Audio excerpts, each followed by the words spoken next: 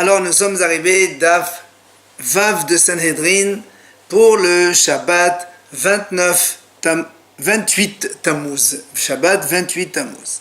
Nous étions à la troisième ligne. Goufa, on reprend ce qu'il a dit Amar Rabbi Abahu. Rabbi Abahu il dit Shnaim Shedanu Dine Mamunot, les Devrei Hakol En Dinehim Din. Rabbi Abahu nous dit donc quand il y a deux messieurs, ils ont fait un jugement d'argent, selon tout le monde, donc le procès n'est pas valable, le jugement est nul.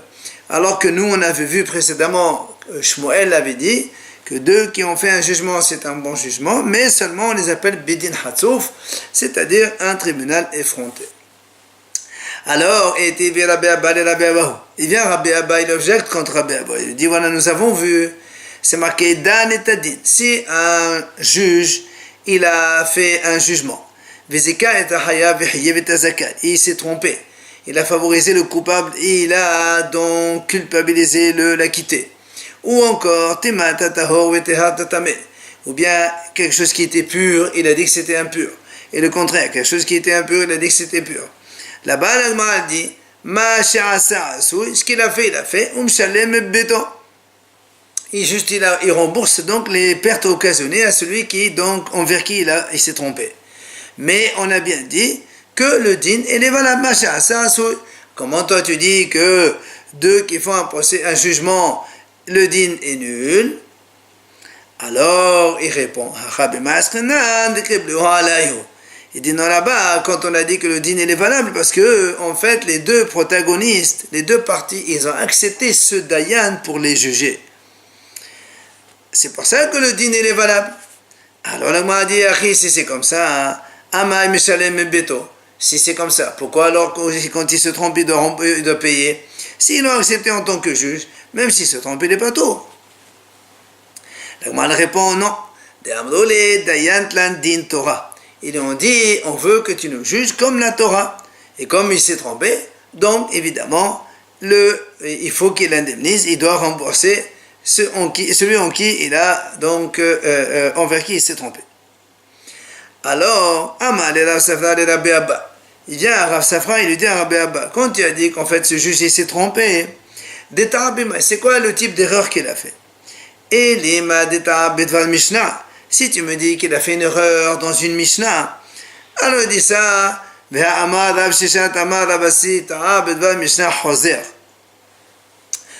Rav Shishat il dit au nom de Rav Assi, quand un homme il se trompe dans une Mishnah, il recommence le jugement. Ça veut dire que le Mishnah c'est tellement connu. Pardon. La Mishnah est tellement connue de tout le monde, alors il s'est trompé, on recommence tout. Donc, il n'y a pas de remboursement à faire, on reprend le jugement. Alors, comment tu me dis ici qu'en fait, on parle de quelqu'un qui s'est trompé de rembourser? Alors, on m'a dit,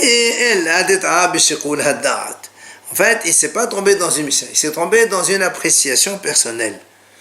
Alors, on m'a dit, qu'est-ce que ça veut dire? Qu'est-ce que tu appelles une appréciation? Amar papa. Il a dit à papa, voilà l'exemple. Kegon, très tannae ou très amorae de fliri ahdade. Des exemples, il y a dans un cas deux Tanaïm qui se contredisent, ou bien deux Amoraïm qui se contredisent. Et dans la Gemara, Vela etman recheta lo kemor velo kemor. Mais dans la Gemara, on n'a pas décidé la halakha est comme qui, comme ce Tana ou ce Amora ou l'autre. Mais le sens de la Gemara, il va plutôt vers l'un. Et qu'est-ce qui s'est passé? Et lui, donc le juge, il a fait comme l'autre. C'est pour ça qu'on appelle ça Shekulada, c'est l'appréciation. Il n'y a pas marqué la halakha. L'agma, elle tend vers un des deux hachamim. Et lui, il a fait comme l'autre hacham. C'est ça ce qu'on appelle Shekulada. Il doit rembourser sa faute. Alors, l'agma a dit, Lima kitana. Et est-ce qu'on va dire cette mahlok de Shmuel et Rabbi Abahu, c'est une mahlok de Tanaïm? Est-ce qu'avec deux juges, le din, il est valable ou pas? La Braïta dit comme ça. Bitsuwa bishlosha. Devrait Rabbi Meir. Hachamim omrim pshara biyahid. Voilà la mahlok dans une Braïta. Hachamim dit, Rabbi Meir il dit comme ça. Quand on veut faire un arrangement à l'amiable, bitsuwa c'est comme pshara. C'est la même chose, c'est réconciliation ou arrangement à l'amiable. Rabbi Meir dit, il faut trois juges. Hachamim ils disent Pshara bi'ahid, un seul juge suffit. Alors le Gemara dit pour l'instant les Hachamim ont admis les Chulei Alma Makshinan Pshara Ladin. Selon tout le monde, on va comparer le jugement et un arrangement amiable, donc on leur donne le même statut. Rashi ramène, il y a marqué dans le pasuk dans Shmuel, Mishpat ou Sdaka. Mishpat ou Sdaka. Hachamim disent, Sdaka c'est le Betsoua, c'est l'arrangement amiable, et comme il y a marqué à côté du Mishpat, donc on fait la même chose pour les deux. Donc au début, on admet que ils ont le même statut. Alors, l'Agma a dit dans ces cas-là, Maï, là où Behaq Amefalre, n'est-ce pas que c'est dans cela que Rabbi Meir et les Hachamim discutent que Demol Savad Din Bishlosha. Rabbi Meir pense que le procès, un jugement, il doit être fait obligatoirement à 3. Au Mol Savad Din Bishnaim. Et les Hachamim, eux, ils disent non, à 2, ça ne fait rien. Et donc, à 1 aussi, c'est la même chose. Donc, tu vois bien, cette mahnok dont Rabbi Abaou et Shmuel, c'est mahnok de Tanaïm. Alors, l'Agma a dit là, non. En vérité, tout le monde pense Din Bishosha. La seule divergence ici, c'est quoi Mahlok entre Rabbi Meir et Rabbi Hachamim. Bacha beha kamefalre. De mol sava makshenan pshara ladin. Au mol sava la makshenan pshara ladin. Il dit en vérité, ici, la Mahlok, c'est que Rabbi Meir pense que l'arrangement amiable, on le compare à un din, il faut donc 3 juges. Mais les Hachamim, eux, ils disent non. Un arrangement amiable, ça n'a rien à voir avec un jugement. Et donc même un Hacham suffit. C'est ça la mahloket. Alors viens la Gemara dit maintenant qu'on a vu chez nous Hachamim et Rabbi Meir. Et dans la page précédente, on avait vu que Rashbag il disait, dans la page précédente, on a vu la Mashmangulem Shara Bishnai. Alors on dit Limat Latat Tanae Bepshara. Est-ce que dans l'arrangement amiable, il y aurait 3 avis différents? C'est-à-dire, Demol Savad Bishosha, Rabbi Meir dit il faut 3 juges. Omar Savad Bishnaim Rabban Shimon ben Gamliel dit il faut 2 juges. Omar Savad B'Yahid el Hachamim ils disent un seul juge. Est-ce qu'on va dire que c'est comme ça? Amar Rabaha Bali de Rabiqa. Il vient Rabaha, le fils de Rabiqa. Dima Rabbi Yimad Bar Shalmaya. Mande Matre Afil Had Nami. Il dit en vérité non.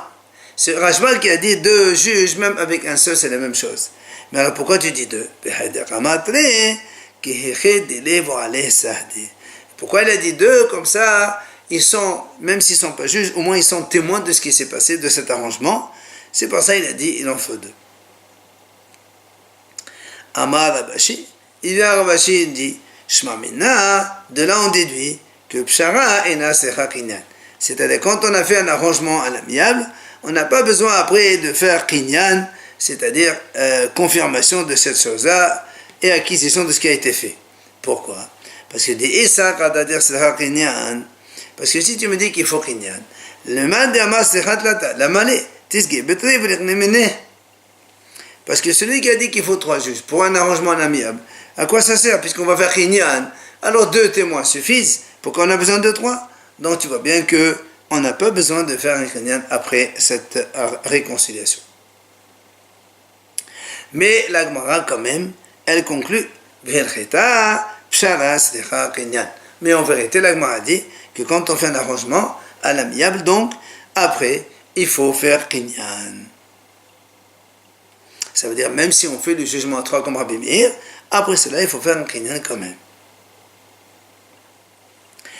Tanu Rabbanan Hachamim enseigne.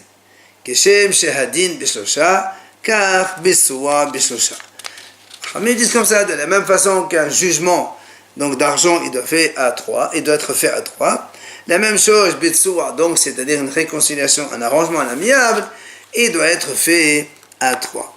Nirmal ad-din, si maintenant le procès il a été terminé, on verra plus loin qu'est-ce qu'on appelle le procès terminé, c'est quand le juge il a prononcé, celui-là il est zakai, celui-là il est hayab, celui-là il est coupable, l'autre il est acquitté, et atad achal evtsoa, tu n'as plus le droit de dire allez venez on fait un arrangement amiable. Vu que la décision a été donc prononcée, il faut donc exécuter la sentence du tribunal.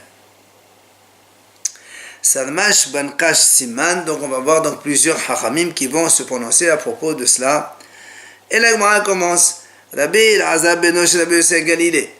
Rabbi Elazar, le fils de Rabbi Yosef Galilée Omer, Asur Levtsoa. Lui il dit si les deux parties sont venues au tribunal, il est interdit de faire réconciliation, arrangement amiable. Ça, on ne le fait pas dans un tribunal. Celui qui fait ça, il est appelé fauteur. Celui qui vante les mérites d'un réconciliateur, on appelle ça quelqu'un qui dégoûte, et celui qui fait comme ça, il croit qu'il fait bracha, mais en vérité, c'est pas bon ça devant Hachem de faire ce genre de choses. Et là, il faut faire marcher la justice et appliquer la loi de la Torah.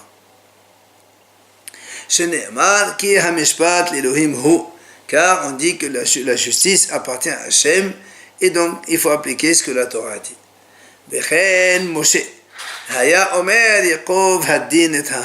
Même Moshe Rabbeinu aussi disait comme ça, que quand il y a un problème, eh bien, il faut appliquer la loi comme la Torah le dit. Alors que Aval Aaron, mais Aaron lui, Ohev Shalom ou Odef Shalom. C'est-à-dire Aaron, quand il envoie, il sait qu'il y a une mahlok entre deux personnes. Avant même qu'ils viennent au tribunal, il court vers eux pour essayer de faire le shalom entre les deux. Umesim Shalom ben Adam la Havero. Et il fait le shalom entre un homme et son prochain, chez Nehemar, comme la Torah a dit, le pasuk qui dit Torat emet haïta befiu, il avait une Torah de vérité, ve'avla lo nemsa bisfatav, quelque chose de tordu n'était pas dans ses lèvres, bishalom uf mishon halach iti, il était avec moi avec paix et droiture, ve'rabim heshiv me'avon, il a fait revenir plusieurs b'tshuva. C'est ce pasuk qui a été dit au sujet de Aaron à Kohen. Maintenant, la Gemara nous ramène un autre hacham qui interprète ce pasuk là justement autrement. Rabbi Eliezer Omer, le pasuk où Vosser Berech Ne'es Hashem, il est dit à propos d'un autre cas. Un homme, il a volé une mesure de blé. Il a fait moudre, après il a fait cuire du pain. Oui, il a fait la hala, après il veut manger. Comment il va venir faire la bracha celui-là?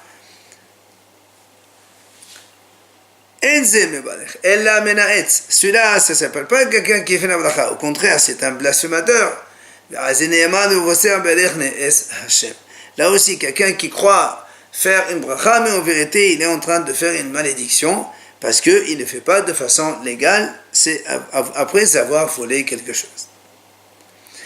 Rabbi Meir Omer, d'un troisième avis, Rabbi Meir dit lui, le mot bosser, il a été dit uniquement au sujet de Yehuda.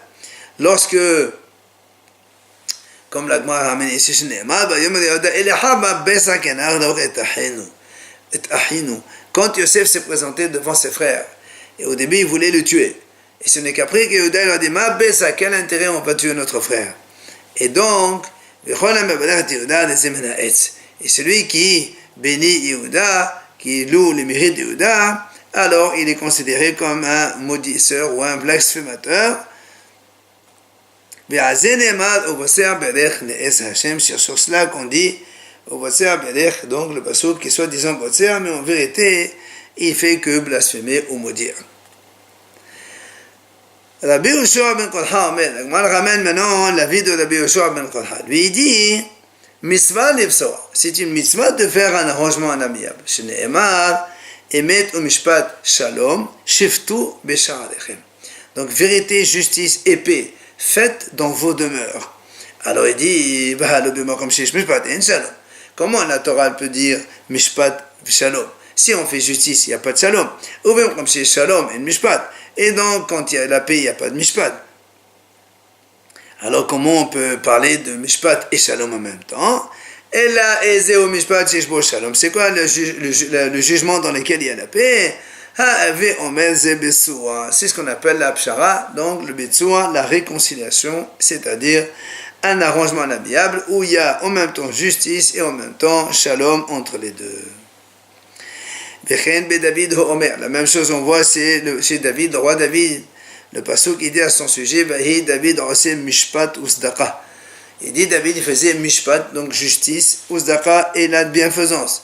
Alors il dit, comment tu peux faire les deux? Quand tu fais mishpat, il n'y a pas de tzedaka. Ou tzedaka, une mishpat. Et si tu fais la tzedaka, c'est plus un mishpat.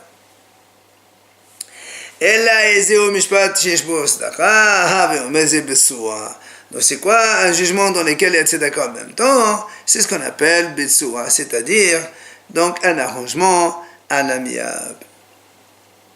Alors le Gemara vient dire Atan et Tanakama, le Tanakama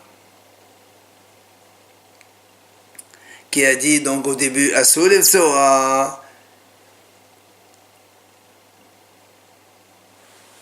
C'est ce qu'il dit maintenant. Dan et Adin, le Tanakama il dit comme ça. Dan et Adin, Zekat, Zekat, Vihayab, Tahayab. Si donc David Amel, quand il faisait le jugement et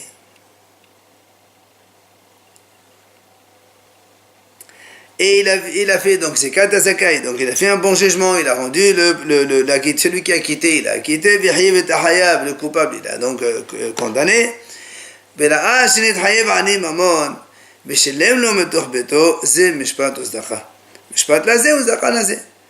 dit voilà ce qu'il a fait ce juge. Donc il a fait un procès, il a jugé.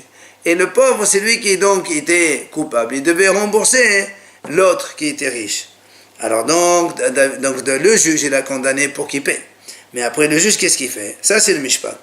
Le juge, qu'est-ce qu'il fait? Il prend de son propre argent et il donne au pauvre. C'est ça la tzedaka. Donc il y a mishpat lazé ou tzedaka lazé.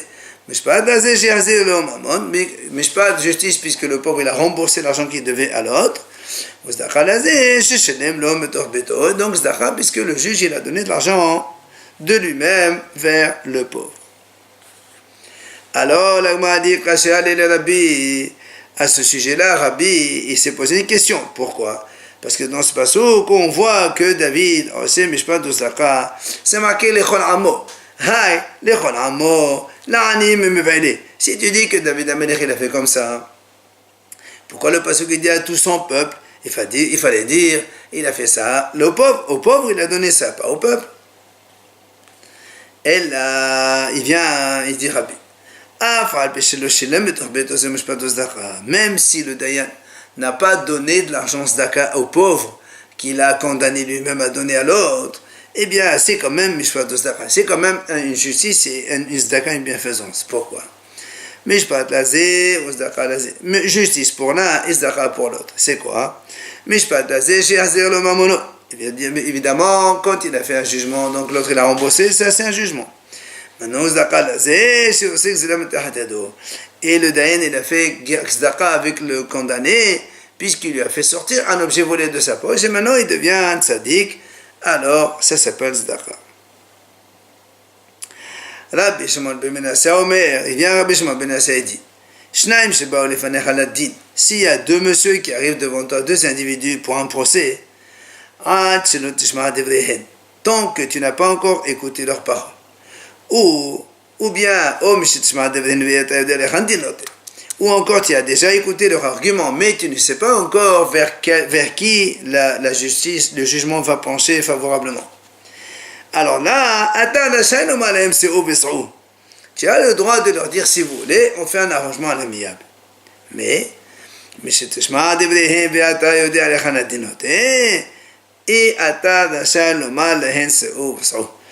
tu as déjà entendu leur argument et que tu sais déjà par avance qui a raison, tu n'as plus le droit après de leur proposer donc d'aller faire un arrangement à l'amiable. Comme dit le pasuk, Poter Mayim Reshit Madon. Poter Mayim, c'est-à-dire si tu veux Poter Mayim, annuler une dispute, l'eau c'est comme une dispute, Reshit Madon, avant même de les écouter, alors tu leur dis de faire ça. Et avant que le dispute elle se dévoile, Netosh, c'est-à-dire avant que le procès donc prenne forme et que tu saches déjà qui a raison, tu peux encore leur dire tu abandonnes la justice pour aller vers l'arrangement en amiable. Par contre, Mishinet Gala arrive et dès que la dispute s'est dévoilée, que tu sais déjà qui a raison, tu n'as plus le droit d'abandonner le jugement pour aller leur proposer un arrangement à l'amiable.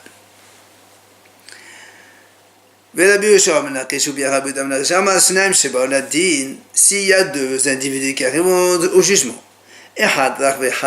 s'il y a un qui est tendre et l'autre il est dur, il explique, ça veut dire il est Ba'al Meriva, Matriyah Dayanim, il embête le monde. Alors, avant que tu n'écoutes leurs paroles, ou bien, ou si tu as déjà entendu, mais tu sais pas, tu as entendu leur argumentation, mais tu sais pas qui a raison. Alors, tu peux leur dire, écoutez, moi je ne veux pas vous juger, parce qu'il a peur que ce soit le monsieur un peu violent qui va être condamné, et il n'a pas envie d'avoir des embêtements avec celui-là. Par contre, dès que tu as entendu leur argument, tu sais très bien maintenant vers qui va pencher la balance du jugement, et tu n'as plus le droit de leur dire, monsieur, non, je ne veux pas vous juger. Vous ne devez craindre aucun homme, dit la Torah. Et là aussi, le juge, après qu'il ait entendu les arguments, il n'a plus le droit de dire « je ne veux pas vous juger ». Rabbi Usham al-Qadha Omer, il vient Rabbi Usham al-Qadha, il dit « Minayin le-talmid sheyoshev lefnei rabbo, vela azchut le'ani, v'chova le'ashir, mina shel ishto ». Imaginons, il dit, un talmid, il est devant son maître, et le rab, il est en train de faire un jugement, et qu'il est en train, par exemple, de condamner le pauvre et acquitter le riche, mais l'élève il voit que c'est le contraire. Mais et d'où on sait qu'il n'a pas le droit de se taire. C'est ça le passage qui dit ne craignez aucun homme, c'est-à-dire même ton maître quand tu vois qu'il est en train de se tromper, il faut le remettre sur le bon chemin. Rabbi Hanin Omer, le Tarnis de Bram Bejlo Tarour, il dit, c'est-à-dire Tarour, ne rentre pas tes paroles, au contraire, dis-les, déclare ce que tu as à dire et tu mets les choses dans l'ordre. Et l'Agma continue la bretelle, dit, mais que les témoins doivent savoir, et mihin me'idin, pour qui ils témoignent, et devant qui ils témoignent, mais et qui va donc se venger de eux au cas où ils disent des bêtises. La Torah dit que les deux témoins ils sont devant Hachem, qu'ils sachent donc faire attention à ce qu'ils disent et doivent dire la vérité et strictement la vérité. Mais la même chose pour les juges. Eux aussi doivent savoir qui ils sont en train de juger, et devant qui ils sont en train de juger. Mais qui va se venger d'eux au cas où ils font des choses non conformes à la Torah donc. Et que Hachem se tient dans la résidence de l'assemblée des juges. C'est ainsi on voit le passage de Yoshaphat, c'est marqué, il a dit aux juges, voyez ce que vous allez faire. Qui est Hachem. Vous n'êtes pas en train de juger les hommes, mais en train de juger devant Hachem. Maintenant, dans ces cas-là, Dayanim vous dire, dans ces cas-là, c'est pas la peine que je me casse la tête. C'est-à-dire, il dit, il dit, le Dayan, il n'a qu'à ce qu'il voit. Il juge, il donc décide en fonction des arguments qu'on lui donne. On ne te demande pas donc d'être un ange, tu fais ce que tu penses en fonction de ce que tu vois.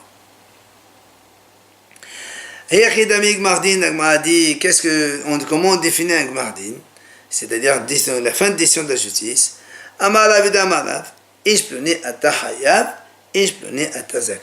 Quand on dit toi tu es hayab, tu es zakai, c'est la fin donc du procès, c'est la sentence rendue par le tribunal. C'est ce qu'on appelle Gmardin. Amara, il vient à Rabbi dit, Halacha que Rabbi Yoshua ben Kolha. Comme on a vu plus haut, Rabbi Yoshua ben Kolha il dit, mitzvah lepsoa. C'est une mitzvah de faire un arrangement amiable. Alors la Gemara s'étonne et il dit, comment tu dis ça? Veha, Ravuna, Talmidi de Rav Hava. Ravuna, c'est l'élève de Rav. Et, quand les gens venaient donc en procès devant Ravuna, Amalehu, idina ba'ito, ibshara ba'ito. Est-ce que vous voulez être jugé ou est-ce que vous voulez faire un arrangement amiable? Mais s'il lui dit que c'est une mitzvah de faire un arrangement, pourquoi tu lui proposes ça, hein? Alors le Gemara dit justement, Maï mitzvah qu'est-ce qu'il a dit Rabbi Shamra comme quoi c'est une mitzvah? Justement, c'est de leur dire ça. Mitzvah les memra lehu idina ba'ito, ibshara ba'ito. Si vous voulez un jugement ou si vous voulez un arrangement amiable. C'est ce qu'il faut dire donc aux deux protagonistes. Alors le Gemara dit dans ces cas-là, Haïno Tanakama, puisque Tanakama lui-même, qu'est-ce qu'il a dit? Il a dit, quand le procès est terminé, tu n'as pas le droit. Ça veut dire que s'il n'est pas encore terminé, tu peux toujours proposer. Donc c'est facultatif. Alors c'est exactement la même chose que Rabbi Shimon Bar Yochai. La Gemara répond, non. Et qu'à Bena, il y a quand même une différence. Mitzvah. C'est-à-dire, Rabbi Shimon Bar Yochai, ça va de mitzvah. Rabbi Shimon Bar Yochai dit, c'est une mitzvah de dire au protagoniste, est-ce que vous voulez faire un pshara ou pas? Tanakama ça va, des choses. Tanakama dit non, mais c'est pas obligé de le rappeler qu'il y a une possibilité d'arrangement. Alors le Gemara dit dans ces cas-là, si tu n'es pas obligé de leur proposer ça, Haïnou de Rabbi Shimon ben Menassia. Mais c'est ce qu'il a dit Rabbi Shimon ben Menassia. Quand il a dit, il a le droit de leur dire si vous voulez faire un arrangement. Donc il a assez facultatif, alors c'est la même chose. Alors, la Gemara répond, Ika bena, monsieur Tishma Devedin, va te dire les Hanadin noté. Et Ata Dachai le mal, il dit la différence avec la personne de c'est que